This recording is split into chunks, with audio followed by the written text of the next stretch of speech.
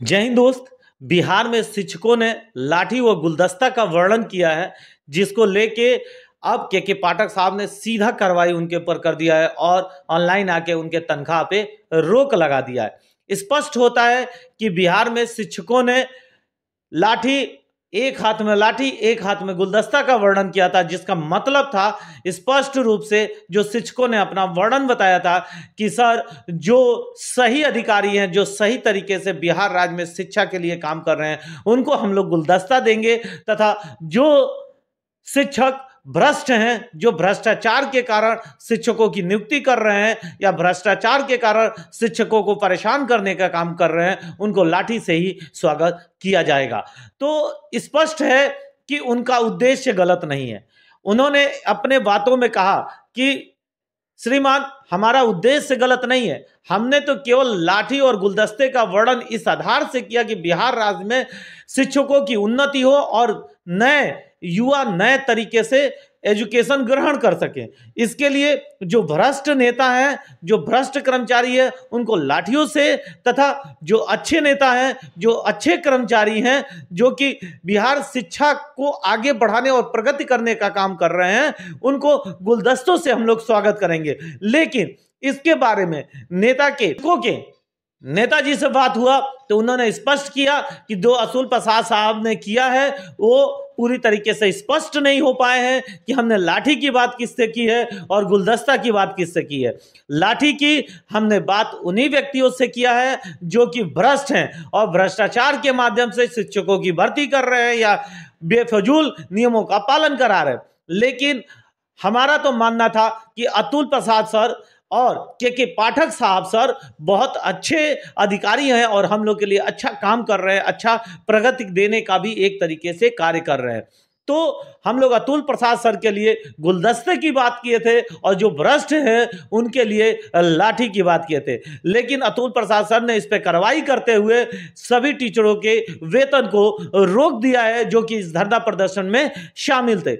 आखिर क्यों सभी के वेतन रुके, जब उनका स्पष्ट था कि लाठी जो भ्रष्ट नेता हैं उनके लिए है और गुलदस्ता जो सही कर्मचारी हैं, सही नेता हैं, सही अधिकारी है, उनके लिए। उसके बावजूद भी स्पष्ट नहीं किया गया कि बिहार में इनके तनख्वाह को रोक के क्या दिखाया जा रहा है। शिक्षकों की माने तो उनका कहना है कि केवल और केवल ये कार्रवाई करने का केवल एक उद्देश्य है कि शिक्षकों के मुंह को कैसे भी बंद किया जा सके। आखिर कब तक शिक्षकों के मुंह को बंद किया जाएगा? अब कब तक शिक्षकों के ऊपर कार्रवाई होती रहेंगी?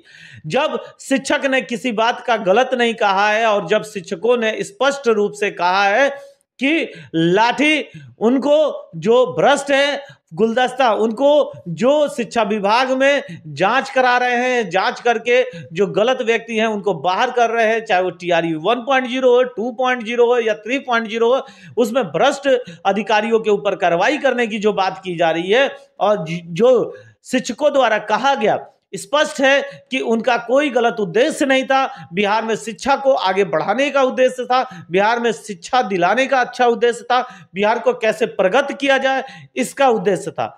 हम ये स्पष्ट रूप से जानते हैं कि जब कोई शिक्षक गलत है तो उसके ऊपर कार्रवाई किया जाए, कोई मनाही नहीं है। लेकिन जब कोई व्यक्ति गलत न हो और उसके ऊपर कार्रवाई किया जाता है तो कहीं ना कहीं ये कार्रवाई उसके बाल बच्चों पे पड़ता है। तनख्वाह रुकेगी तो उसके बाल बच्चों पर इसका बुरा प्रभाव पड़ेगा, एजुकेशन पे बुरा प्रभाव पड़ेगा, मेडिकल सुविधाओं पे बुरा प्रभाव पड़ेगा, इसके साथ साथ खाना पीना पे भी बड़ा बुरा प्रभाव देखने को मिलेगा। लेकिन अधिकारियों की अपनी मनमानी ऐसे स्तर पे बढ़ चुकी है कि वो सरकार के बिना अनुमति के कोई भी कार्य को अंजाम दे देते हैं।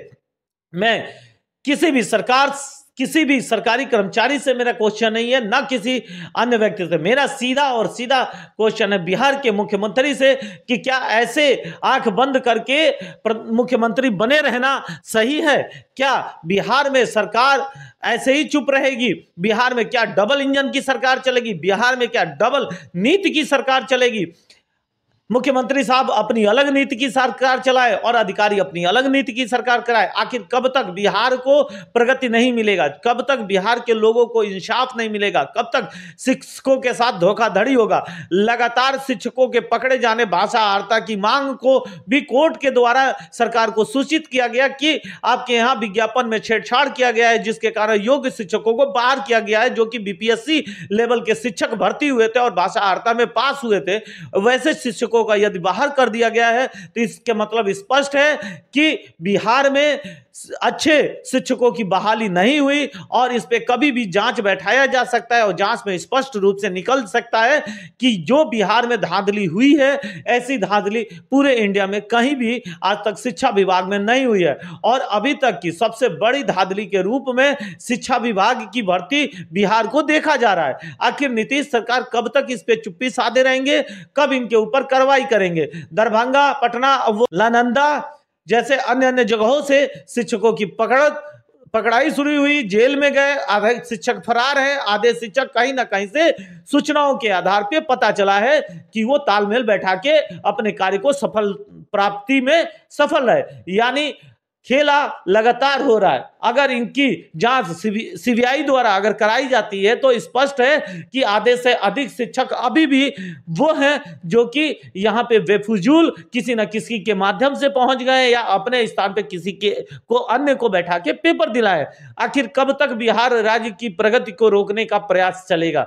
कब बिहार के युवाओं को सफलता मिलेगी? कब सीबीआई जांच बैठेगी या कब मुख्यमंत्री जांच बैठेगी? जो भी सरकार सामने है, चाहे जो सरकार आने वाली है, उनसे सबसे अनुरोध है कि बिहार में सबसे पहले शिक्षा विभाग में जांच बैठनी चाहिए, क्योंकि बिहार में शिक्षा माफिया इतना अधिक बढ़ गए हैं, इतना अधिक कार्य कर रहे हैं कि बिहार को सफलता दिलाने में असहज महसूस करने वाले हैं। और वो शिक्षक जो अपने आप को असहज महसूस कर रहे हैं, क्या उनका जीवन ऐसे ही लड़ते झगड़ते बीत जाएगा? क्या उनके जीवन में कोई सफलता प्राप्त नहीं होगी? हम लोग पेपर देने और पेपर देने के बाद घर में खेती करने या गारा माटी का काम करने का ही एक कार्य करना बच जाता है। क्यों बिहार के कैरियर को, क्यों बिहार के युवाओं के, नए युवाओं के कैरियर को बर्बाद करने का पूरा एक खाका बना लिया गया है? जब बीपीएससी टीआरई 1.0 की सप्लीमेंट्री रिजल्ट की मांग, उसके अलावा पकड़े गए टीचर जो फर्जीफिकेशन से के पाठक साहब द्वारा पकड़ा गया इन सबको, और उनके जांच में यह स्पष्ट हुआ कि बहुत ऐसे अवैध टीचर हैं जिन्होंने अपने स्थान पे शार्वा गैंग को बैठा के अपना पेपर को सॉल्व करवाया था और बाद में अपनी नियुक्ति प्रमाण पत्र को स्वयं आके प्राप्त किए। और लाठी गुलदस्ता का वर्णन एकदम स्पष्ट रूप से शिक्षकों द्वारा बताया गया कि लाठी का मतलब है जो बेफजूल शिक्षा विभाग को बर्बाद करने का प्रयास कर रहे हैं, जो माफिया के रूप में शिक्षा विभाग में घुस गए हैं, उन माफियाओं को बाहर निकालने के लिए लाठी का भी उपयोग करना पड़ेगा। तो दम और लाठी का भी उपयोग करके बाहर निकाला जाएगा। लेकिन जो शिक्षक, जो शिक्षा अधिकारी, जो शिक्षा मंत्री और जो राजनेता शिक्षा विभाग की तरक्की के लिए आगे की ओर सोच रहा है, उसको गुलदस्ते से बिहार राज्य में स्वागत किया जाएगा। तो आखिर मैं नीतीश सरकार से अनुरोध करना चाहता हूं कि सर, इन सभी शिक्षकों का वेतन तुरंत बहाल किया जाए। इसका प्रभाव उनके परिवार, उनके बाल बच्चों की शिक्षा पे पड़ेगा, खान पीन पे पड़ेगा, इसके अलावा मेडिकल सुविधाओं पे पड़ेगा। मजाक नहीं है, किसी की तनख्वाह बंद कर देना कोई मजाक का खेल नहीं है, उसके पीछे पूरा उसका परिवार बर्बाद हो जाता है। इसको देखते हुए बिहार सरकार को तत्काल प्रभाव से उनके तनख्वाह को लागू कर देना चाहिए, और जब वो शिक्षक गलत नहीं है तो उनको पुनः स्कूल ज्वाइन कराना चाहिए और उनको शिक्षा देने में अहम भूमिका जो अदा कर रहे थे वो अदा करने का अवसर देना चाहिए। मेरे को विश्वास है आप लोग को जरूर वीडियो पसंद आया होगा। अधिक से अधिक शेयर करिए कि मुख्यमंत्री साहब तक ये भी आवाज उठे, क्योंकि हम न्यू शिक्षक प्लस में जो पुराने शिक्षक है, जब एक साथ एक मंच पे आएंगे तभी हम लोगों को सफलता मिल पाएगी। और आप ये सोचेंगे कि वो अपनी लड़ाई लड़े, हम अपनी लड़ाई लड़े, तो वही जातीयता वाली बात आ जाएगी और हम लोगों को असफलता ही हाथ लगेगी। जबकि हमने देख चुका हूं कि पुराने शिक्षक भी नए शिक्षकों के साथ जुड़ के, जो आज जिनको रोजगार होना चाहिए, जिनको बाहर निकाल दिया गया, उनके साथ कंधे से कंधे मिला के चलने का कार्य कर रहे हैं। जबकि वो सरकारी नौकरी में है, उसके बावजूद वो सरकारी कार्यों को करने के बाद हमारे साथ अगर कंधे से कंधा मिला के चल रहे हैं तो हमारा भी काम है उनका सहयोग और सपोर्ट करके उनके जीवन को सफलता की ओर आगे बढ़ाना। हमें विश्वास है कि आप लोग जरूर शेयर करेंगे। जय हिंद, जय भारत।